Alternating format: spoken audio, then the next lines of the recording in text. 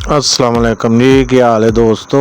ਠੀਕ ਠਾਕ ਹੋ? ਅੱਜ ਅਸੀਂ ਜੰਗਲ ਵਿੱਚ ਜਾ ਕੇ ਤੇ ਬੀਫ ਕੀਮਾ ਪਕਾਇਆ, ਵਿੱਚ ਮਟਰ ਐਡ ਕੀਤੇ ਨੇ ਤੇ ਚੰਗੀ ਤਰ੍ਹਾਂ ਇਹਨਾਂ ਨੂੰ ਪਕਾ ਕੇ ਤੇ ਦਰਖਤਾਂ ਦੇ ਥੱਲੇ ਬਹਿ ਕੇ ਤੇ ਇਹਨੂੰ ਖਾ ਰਹੇ ਹਾਂ ਤੇ ਮੌਸਮ ਦਾ ਮਾਹੌਲ ਦਾ ਇੰਜੋਏ ਕਰਨੇ ਪਏ ਹਾਂ।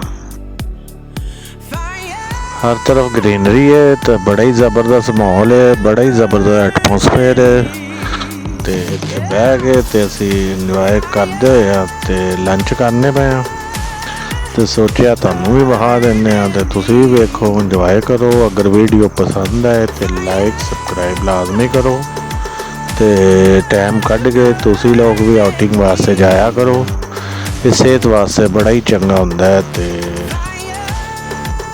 ਜ਼ਹਿਨ ਵੀ ਖੁੱਲ੍ਹਦਾ, ਡਿਪਰੈਸ਼ਨ ਵੀ ਖਤਮ ਹੁੰਦਾ ਤੇ ਸਕੂਨ ਵੀ ਮਿਲਦਾ।